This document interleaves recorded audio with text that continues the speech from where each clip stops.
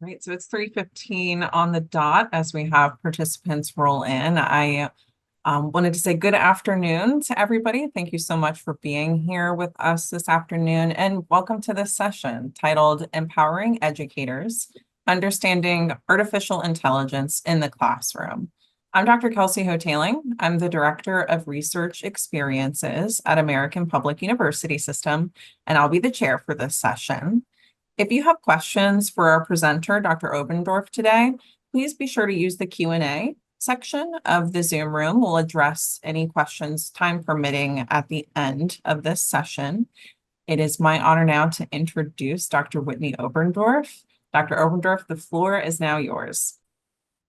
Good afternoon, everyone. My name is Whitney Obendorf. I currently work as a technology integration coach, a small district. We're roughly 5,200 students in Southeastern Virginia. And prior to this role, I've spent a lot of time in middle school and elementary school in different grade levels, primarily STEM subjects. But I just wanted to kind of preload this conversation with that context. And for the past couple of months, I have been working as a part-time instructor at American Military University in the teaching and learning department. Okay, to get us started, I am going to share some slides. Let me get to the right screen here.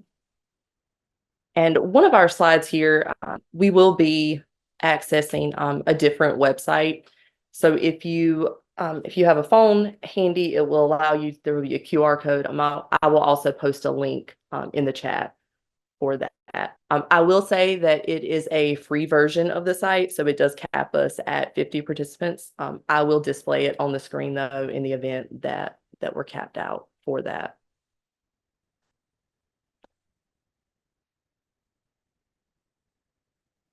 Okay. Here we go.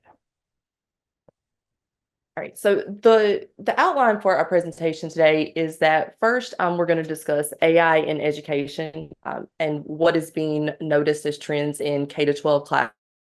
Then we will go into the current challenges in teacher preparation programs, followed by some recommended changes in said programs, and last, some strategies for integrating AI into curriculum. And one of is to explore the use of AI in K-12 education, especially for those who may not currently be in a classroom or interacting with teachers on a daily basis, just to really understand things that they're seeing and how they commonly feel underprepared to deal with such situations. And in the current role that I'm in, I do a lot with teacher use of technology. A lot of PD, a lot of after school, beginning of the year sessions, throughout the year sessions. And it's interesting to see the trends that exist, regardless of what program we may be using or platform. Essentially, there's kind of a route that remains the same as we work through that. Okay, so our first task is that we're going to see some images and some text and to determine if those are AI generated or if they were human created.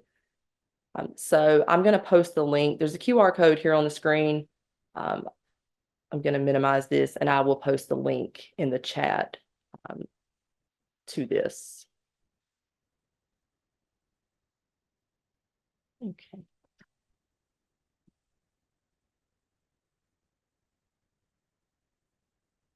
I'm also going to present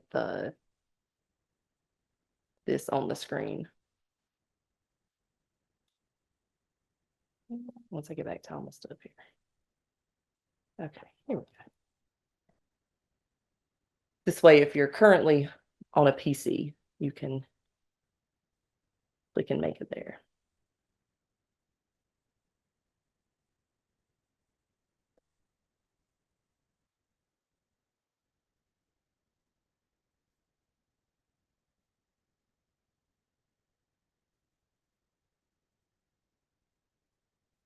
Okay, so this is going to create a word cloud. We're just going to choose one word that comes to mind when we think of AI.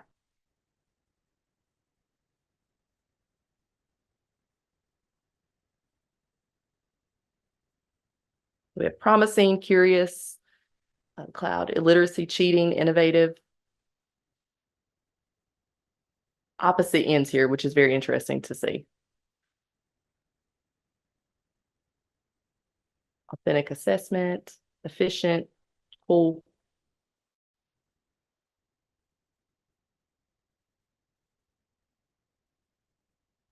Promising, curious, supportive.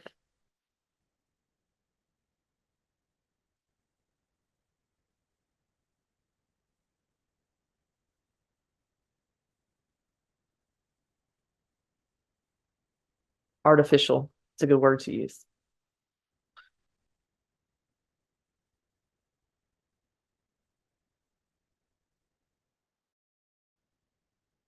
Okay, I'm going to give us just a few more seconds and then we will go on to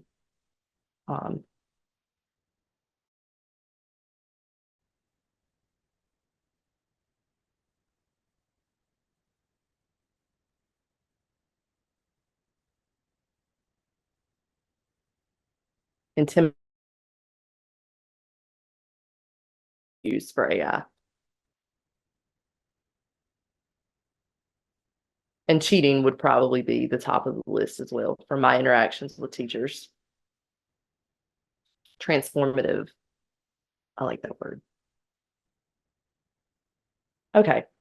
I'm going to take us on to our next part here.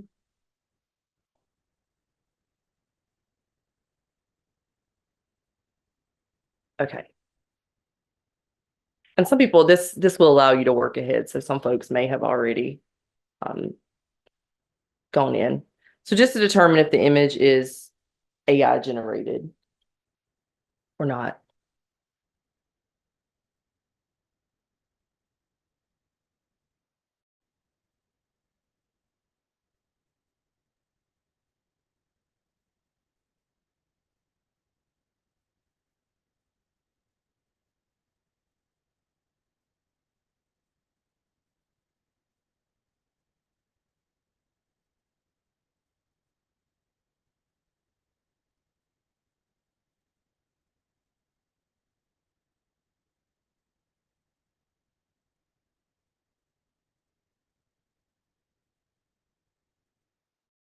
Okay, so this first image is generated by AI, and it was used, or excuse me, it was created in Canva. If you're not familiar with Canva, it is a wonderful tool to use on a daily basis.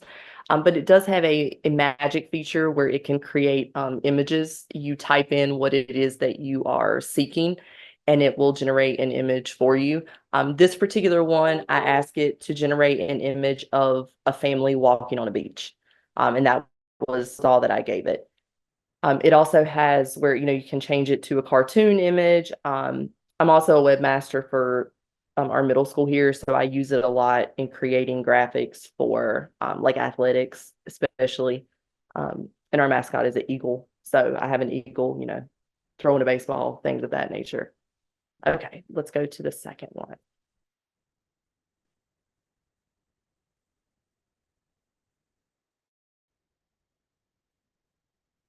Okay, so this is just a graphic. It's a golden retriever with a ball. This is actually AI generated, which is harder to tell when you have the graphics because it's a cartoon image. But this particular one is AI generated. And we'll talk about some of the issues with AI generated things a little later on. Okay. Here the cat is sunbathing.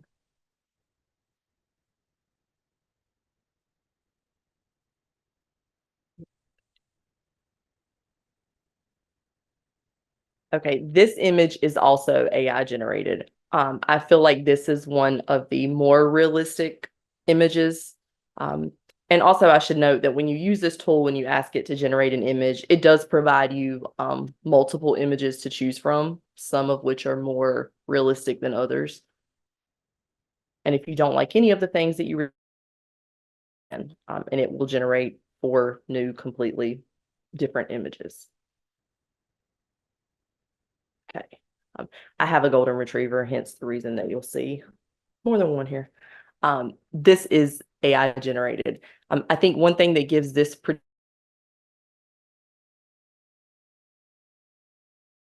necessarily match up with the body. And then the looks a little bit too pristine behind him.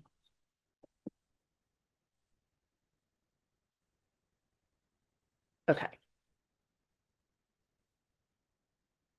Looks like we're split roughly 50-50 on.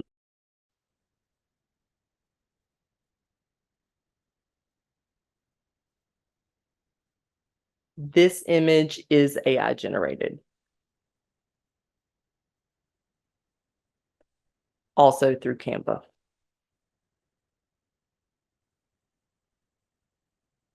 Okay.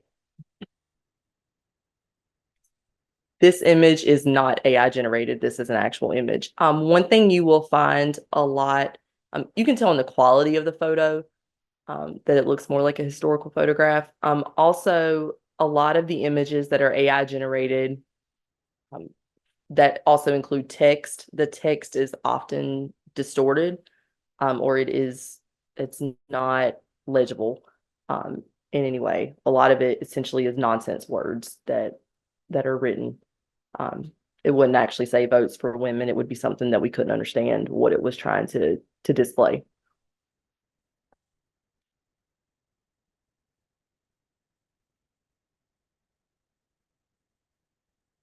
Okay, this is an actual image. This is not AI generated.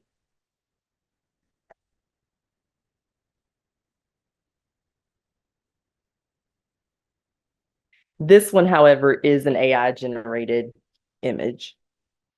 And kind of up here, like you can see where it's supposed to say uncle, it does not. There's a W there. I know these images are not super large either. So there are some errors that exist in the photo. Okay. This is an itinerary for booking an excursion on a cruise. Or excuse me, it's the steps to book an excursion on a cruise. And this is AI generated. That can be a bit difficult because it's, especially if this text were taken out of the way it was displayed in the generator, and if it were rewritten or copied and pasted, I should say, and the font was changed, that may make it more difficult to realize it was AI generated.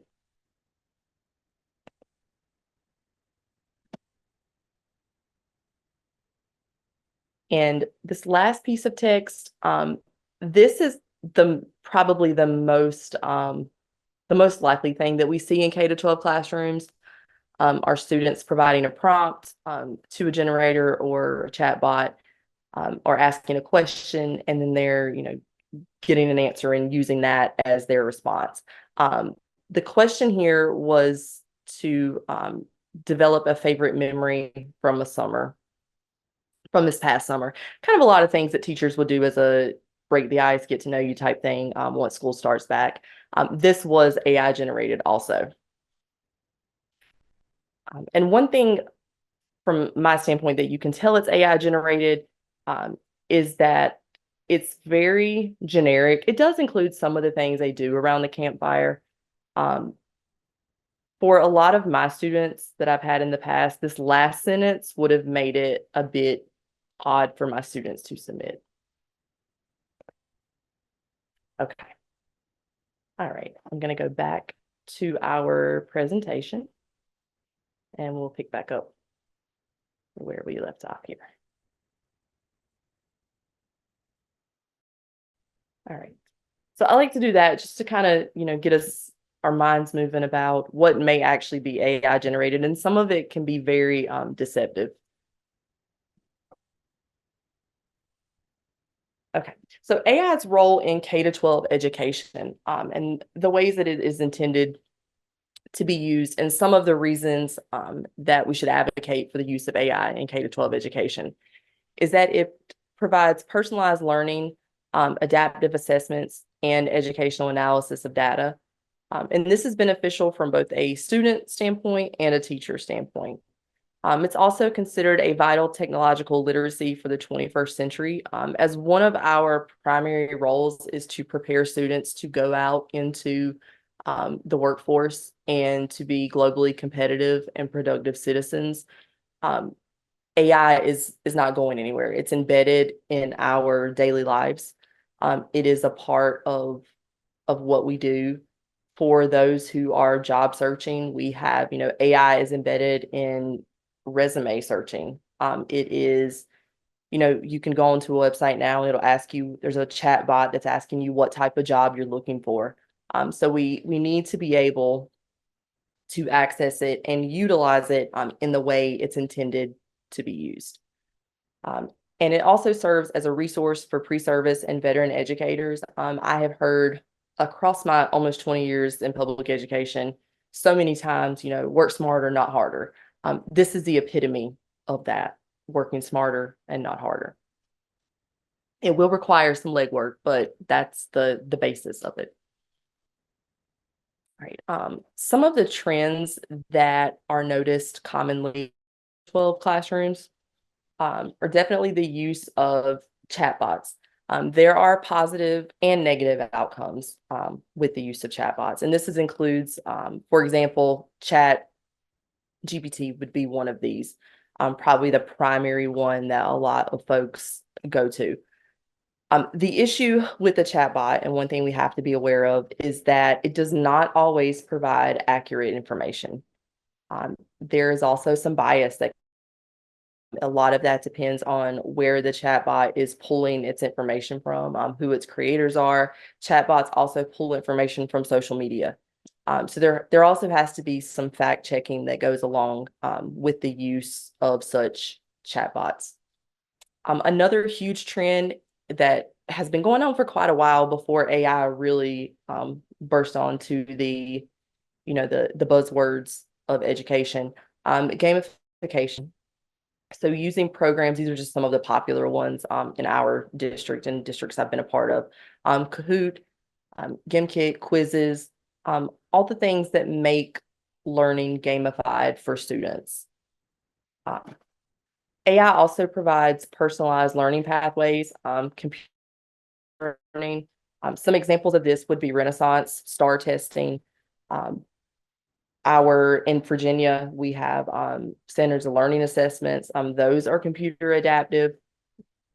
Even, the last test I had to take for certification was a computer adaptive. As questions are changing as learners are working through them, and it's adapting to meet their needs, which also assists in better placing them in an accurate level. Learning management systems such as Canvas, My Classroom, Blackboard, Moodle, all of those are also utilizing AI. From a quiz and assessment development point, there are also some integrations that you can add into those that are strongly AI based to assist students as they're completing assignments. There's also, I read an article recently where there were 2 students who were AI generators that were enrolled in a course with live students. It was a virtual course. They were enrolled with those students to further study how they could interact and how they could approach assignments versus a real live person. AI also is being used as visual and virtual learning. So like the images that we just looked at, for example, it is helping us to produce things that may have been difficult to convey, especially if you are, doing something very abstract.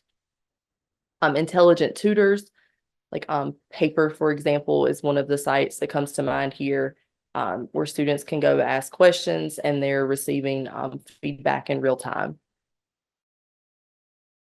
Communication tools, and these kind of fall into that time-consuming task. This goes hand in hand with how teachers are utilizing AI. They are using it to reduce the workload in the what I'll call administrative task in the classroom, and they're using it to their benefit. And student monitoring is the last one here. These would also kind of fall under any sort of internet monitoring.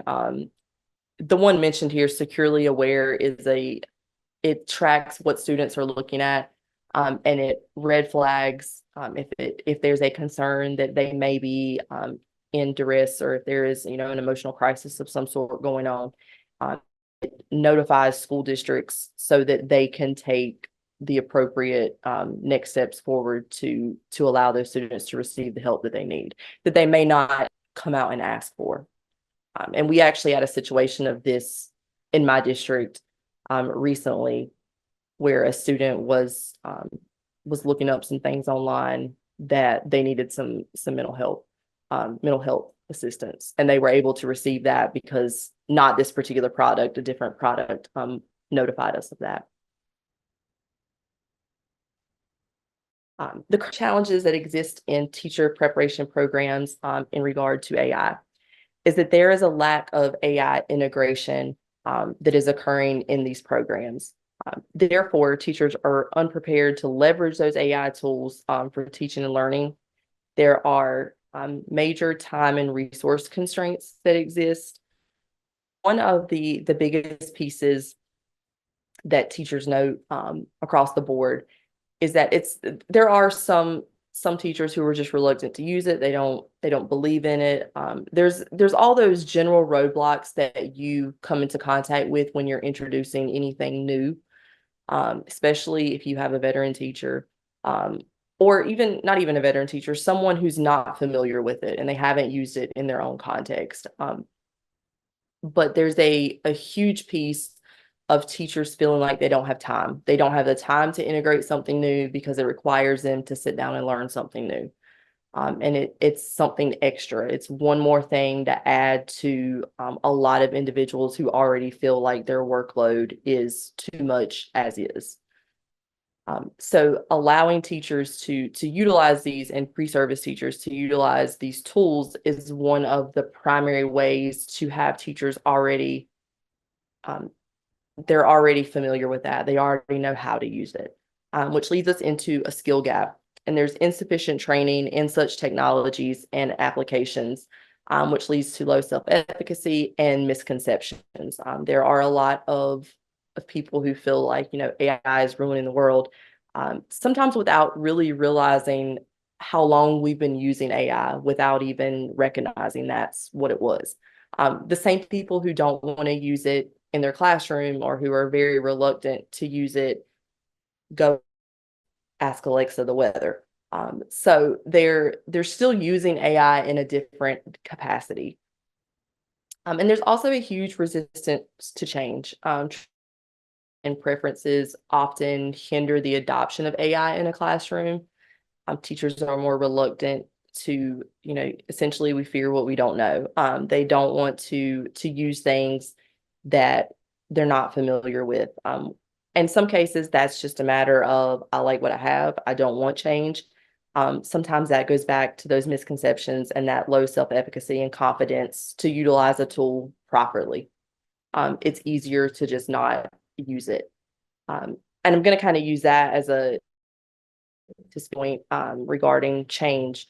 Also for district level situations, there are a lot of states and districts that don't necessarily have an AI policy in regards to K-12 education.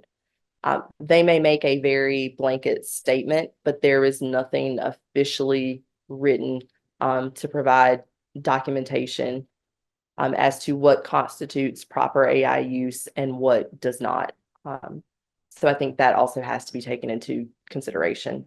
And for folks who are at a district level, it can't be ignored. It's here, it's not going away. The students are going to utilize it, whether it's embraced or not.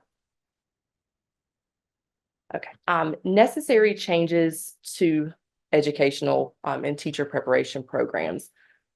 So both for pre-service teachers and, graduate students, there definitely has to be some skill development, coursework on practical applications of AI that allows us to further enhance educator self-efficacy. If our teachers are not comfortable in AI use, then it's not going to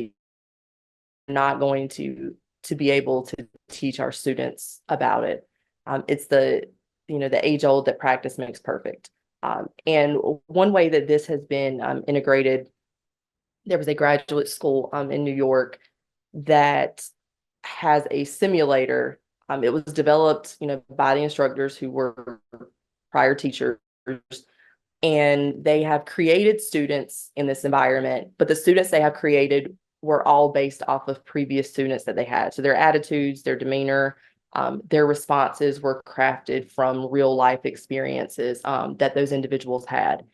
And one of the first simulations that they have created is where teachers are having a introductory conversation just to get to know a student. And after they are finished, the simulation provides feedback essentially of, because you said this happened. And it's kind of to steer relationship building between teachers and students. There's also a couple of other elements of skill development that really have to be hit on. One of those is prompt engineering, which is beginning to be taught in some technology and education courses. Prompt engineering is when you're educating an individual on how to accurately ask a prompt of a chatbot. And if they are seeking a particular answer, or they're trying to steer it in a certain way, you have the correct question. The chatbots are solely built on information that exist. They're taking the context of what you're asking and trying to develop an answer. So if you want something very specific, you have to ask a very specific question. For example, if a teacher is trying to develop a lesson using a chatbot, it will provide them with a rubric, and it will provide them with a way to score it. But it's often not very detailed. It's not a leveled rubric. It doesn't standards. It may say, creativity is 30%, but it gives you no basis of how to decipher what receives full credit versus what does not. So you have to add that into your question and your prompt when you are creating a lesson, for example. Also, I feel that skill development, I've written continuing education here because it's like any new thing that comes into education. Teachers have to be trained on it. Pre-service teachers, current teachers, veteran teachers. You can't just throw it out and say, here, go use it.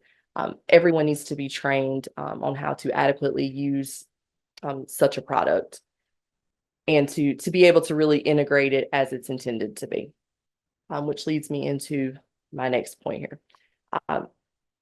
Educators need to be prepared to integrate AI into a variety of content areas. We shouldn't try to box it up and say it can only be used in one particular context. And how a music education, pre-service teacher uses it may be completely different from how someone who is getting a reading specialist degree utilize AI. And also a change here would be that we shouldn't try to contain AI and its teaching only to technology and education courses, or for like blended learning environment courses.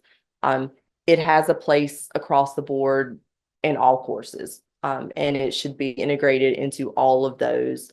Whether you're taking, a science education course, or if you are taking, a technology integration course, it needs to be included in all of those to really produce well-rounded teachers who can apply it in their own classrooms. And there are responsible AI use has to be taught, data privacy, maintaining academic integrity, and equity in AI. And one thing that has been found is that AI is biased. It depends on who has developed that particular chatbot, for example. And it also depends on where it's being pulled from that's developing the answer. So this goes back to that fact checking and ensuring that everything that is given or provided, I should say, is accurate. When we get into responsible AI use, this is probably the most important one in environment in a lot of cases for teachers because they're concerned, and this was one of our words in the word cloud, cheating. That's automatically what people assume. And yes, if someone asks ChatGPT a question and copies and pastes that answer and does not give it any sort of citation or credit, then that is cheating. It was not their original work. So just as we have to teach students, to cite resources in writing, we have to also teach them that AI has to be provided with a citation. It has to be noted that it was utilized. So we have to take that into consideration. It's also important for all involved in AI to realize that it doesn't have the ability to think critically. It can't read a room. It doesn't have the ability to, change its answers based on, the emotions of the conversation per se. So it's important to realize that it's not a human replacement. I think that's a huge fear people have, is that it's going to replace a teacher. It will never replace a teacher. It doesn't have the emotional connection and that relationship piece that's critical in a classroom. But we do have to, to understand and to educate ourselves and teachers and students alike of all of the ways that it can be good, but it can also be bad. There's the push and pull definitely there. Here, from a teacher, lesson planning, student assessment, personalized learning. There needs to be ongoing training, and that was here as an emerging trend. We can't, discuss AI in August and then not talk about it again until next August. There are currently things, so that could be part of, for example, like a School of Education newsletter could discuss those ongoing trends, especially how they relate to the education realm. It can also be integrated as automatic feedback, presentation and content generators. AI will create a full-blown presentation about anything that you want it to create it about. Plagiarism scanners, there are some AI tools that are able to scan for plagiarism. There are also some tools that scan for AI detection. I have found that they are not cohesive when you have 3 or 4 different ones that you use. Generally, 2 or 3 of them will tell you something is AI generated, and the other 2 will tell you it's not. And AI also has its role in automated teaching functions. Someone in our district recently had to draft a letter about student attendance, and they tried and tried and tried and just couldn't get their words together. And they had it AI generated, and they went through and made a few edits to it, and that's what they sent out in an email to folks. So it does help when you have certain tasks that AI can be utilized to take some of the workload off of the teacher. Okay. Now, if there are any questions, let me get back to where I can see. I don't see any questions in our Q&A box just yet, but we certainly have plenty of time for discussion. Okay. I have a question for you. Yes. Some folks may be getting their thoughts together. One, thank you so much for the interactive portion of this. One of my favorite things is to try and figure out if the picture I'm looking at is AI generated. So that was a really good exercise and precursor to your discussion. Thank you. But I was curious to know what kind of conversations have you been having in your district about these changes? I know not all districts within a state are the same, right? So what are you hearing as major concerns from K through 12 teachers, and do you see any ongoing work to implement those integration strategies that you've mentioned? My particular district, in some cases, it's kind of, we're going to sweep it under the rug. They don't really, I shouldn't say sweep it under the rug. We're going to pretend it doesn't exist. So they, you might get we have a very blanket statement embedded somewhere deep down in our website, if an argument ensued. But there hasn't been an official, this is how we are going to utilize AI in the classroom. There has not been what I will call a set of expectations put forth in our district. But teachers, the two biggest concerns teachers have, from what I've noticed, their concern is students cheating and students just putting in a question and receiving an answer and copying and pasting and moving on, which is not beneficial to them in any capacity. So I have quite a few teachers who will send me information and they're like, I really think that this was AI generated. How do I proceed? I don't necessarily have the authority in my district to tell them, what sort of action can be taken. So generally those are where school administrators come in, as far as a disciplinary action. And one of the main ways that we usually decipher if it is AI generated or not is looking at previous coursework from that student. That the teacher knows, yes, I know the student wrote this is their language. And commonly what we find is there is a huge discrepancy in the way that they write versus the way AI writes. To me, AI can be very, what's the word I'm looking for? It's very by the book. It's very concise. It's usually not very elaborate. It's void of emotions, and not the way that a lot of people write, especially if they're writing a narrative. So to circle back around, we don't have a super clear directive. I think our district definitely needs one. In our district, there's 5 instructional technology folks, and we each have a couple of schools. We've started integrating that into our, especially our back to school information, where we talk about, this is what AI can do. This is what you need to be aware of. This is how it can be used. And we do integrate the good and the bad. And we send out weekly newsletters every Monday, where if we found a new tool that we think teachers could really benefit from, we do add that in. A lot of times we'll provide a demo of us using it.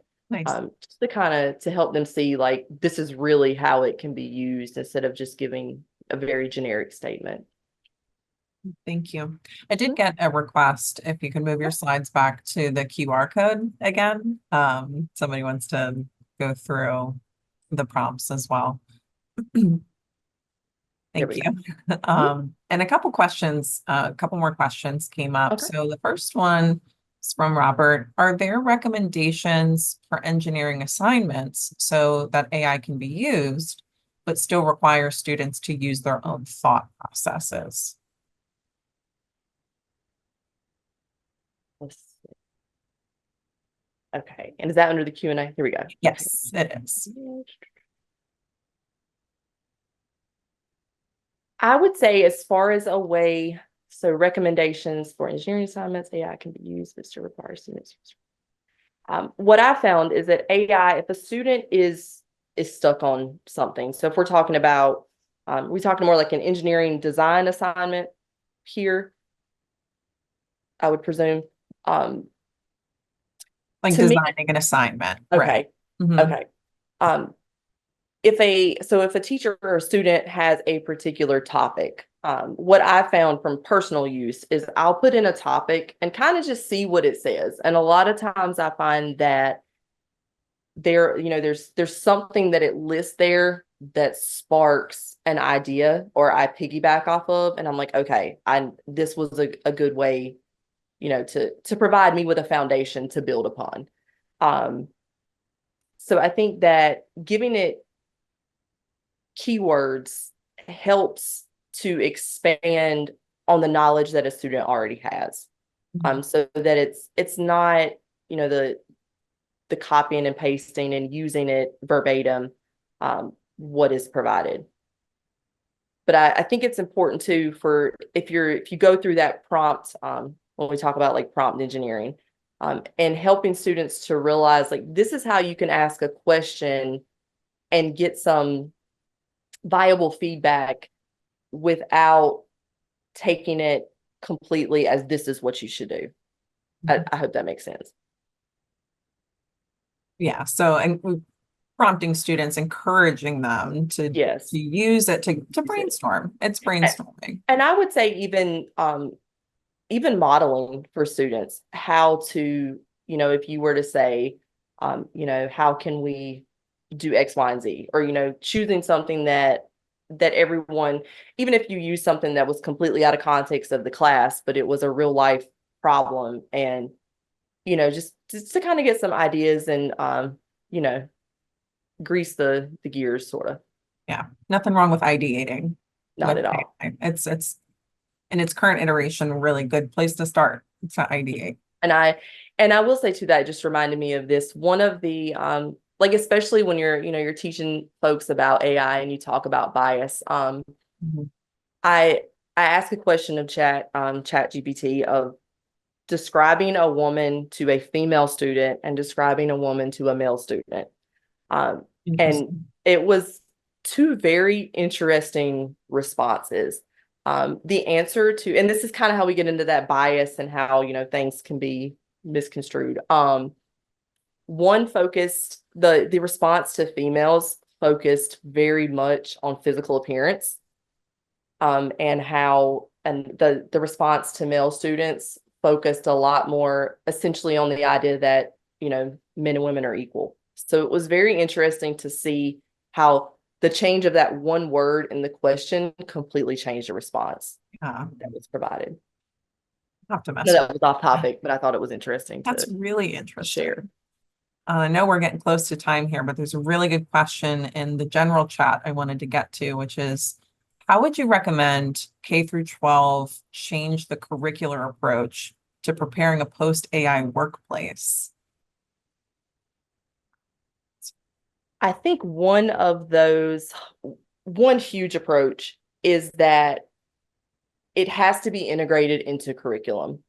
Um, it has to be integrated when we're discussing, writing. I mean, I think a lot of us use it a lot in math. You can go onto a website and ask a question and have someone work you through it.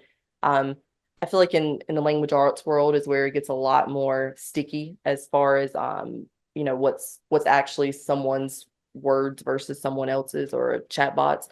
Um, so I would say that it needs to be integrated across the board.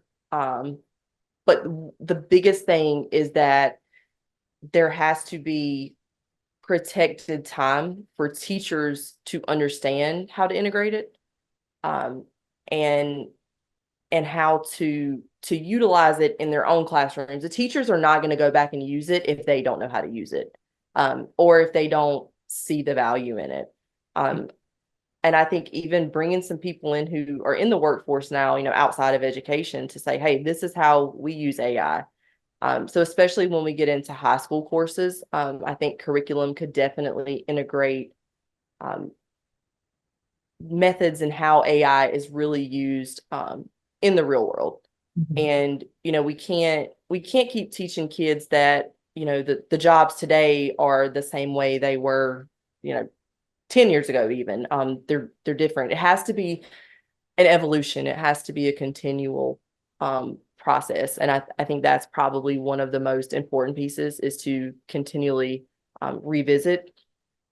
And I mean, I've had principals, and I'm in the past 6 months, say to me, I don't want kids on a computer more than 30 minutes a day. And I try not to make a face, but that's not realistic in the world that we live in. So there has to be a mindset change. And especially in a K to 12 school district, it has to come from the top. Right. Yeah. And I wonder too, as you were speaking, I was thinking, oh, we're at time now, thinking about urgency in that change, where is it most urgent that that mindset change start? And I'm wondering if it does start at the top. It can be both sides, it can be bottom up change, it can be top down change, but leadership sets the vision, right? I agree. And I think when you do have leadership that's saying, oh, AI, who, we're just going to shove it to the side and we'll worry about it later. That's conveyed to everyone else, because teachers start to say, well, they're not looking for it or they're not paying attention. So, I have other things to take care of, other priorities. So I think that it's important for everyone across the board to be on the same page with that. Definitely. Well, thank you so much, Dr. Obendorf. We're at time now. I'm so sorry we're not able to address every single question that came in, but I want to thank you all for attending. I want to thank Dr. Obendorf for sharing her experience and knowledge and expertise with us this afternoon. And I appreciate everybody's time. Thank you all so very much. Thank you, everyone.